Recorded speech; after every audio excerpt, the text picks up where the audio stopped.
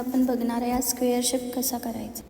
कुठलाही शेप करत असताना त्याचे कॉर्नर्स येणे खूप मोस्ट इम्पॉर्टंट आहे। त्याच्यासाठी आपल्याला चेन स्टिच खूप छोट्या छोट्या प्रकारे घ्यायची आहे। चेन स्टिच करत असताना जितकी छोटी आणि नाजूक घ्याल तितका स्क्वेअर खूप छान दिसेल।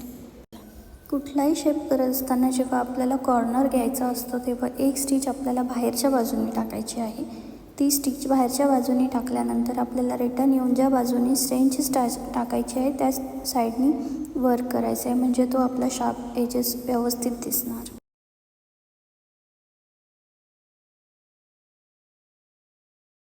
अशा प्रकारे आपला स्क्वेअर कंप्लीट झालेला आहे। नेक्स्ट व्हिडिओसाठी फॉलो करा। थँक्यू।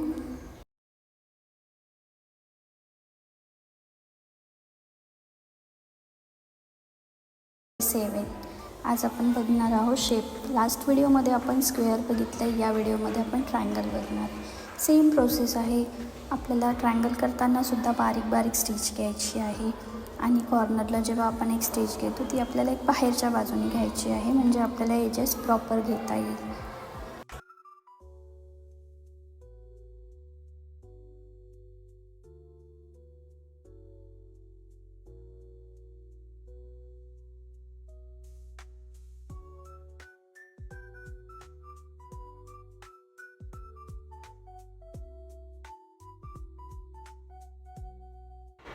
अशा प्रकारे आपला ट्रायंगल कंप्लीट झालेला आहे। नेक्स्ट व्हिडिओसाठी आत्ताच फॉलो करा। थँक्यू।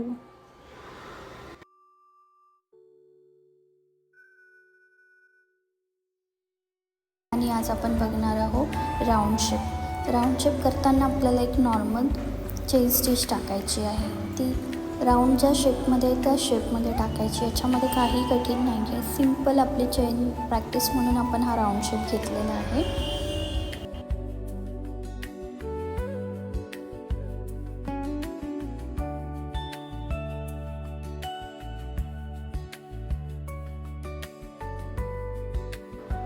अशा प्रकारे आपला सर्कल कंप्लीट झालेला आहे।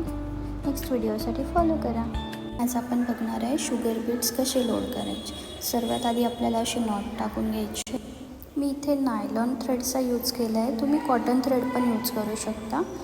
बघा, आधी आपल्याला असे 2 बीड्स टाकायचे आहेत। त्याच्यानंतर आपल्याला तो थ्रेड पूर्ण खेचून घ्यायचा आहे। त्याच्यानंतरच ती साखळी टाका टाकायचा आहे। जर तुम्ही खूप लांब लांब साखळी टाका घेतला तर बीड्समध्ये गॅप पडतील, त्यामुळे आपल्याला साखळी टाका हा एकदम जवळजवळ घ्यायचा आहे। एक एक बीड्स पण तुम्ही लोड करू शकता। मी इथे 2-2 बीड्स लोड केले आहे, पण तुम्हाला प्रॅक्टिससाठी एक बीड्सच लोड करायचा आहे।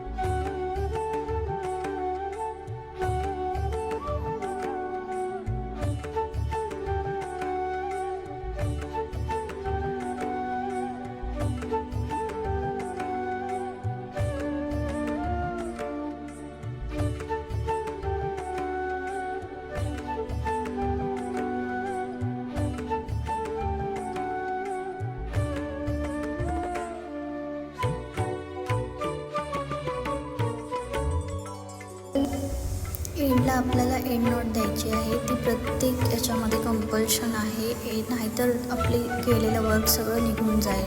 त्याच्यामुळे आपल्याला एंड नॉट कंपल्सरी द्यायची आहे।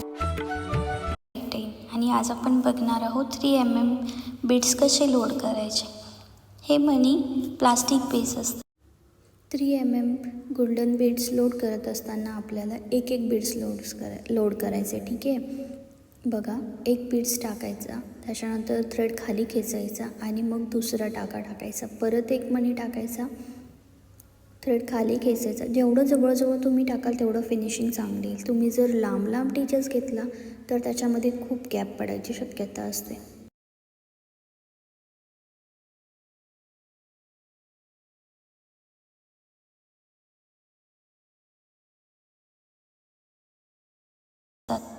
अशा प्रकारे मी 3 mmचे गोल्डन बीड्स लावलेले आहे। ते आपल्याला चेक करायचे आहेत की प्रॉपर टाईट बसलेत की नाही। मनी जागेवरून हलायला नको, तर आपले मनी प्रॉपर टाईट बसलेले आहेत। आता मी एंड नॉट टाकते आहे। प्रत्येक वर्क केल्यानंतर आपल्याला एंड नॉट ही कंपल्सरी आहे, ती टाकायचीच आहे, त्याशिवाय आपलं वर्क सिक्युअर होणार नाही। नेक्स्ट व्हिडिओसाठी आत्ताच फॉलो करा। थँक्यू।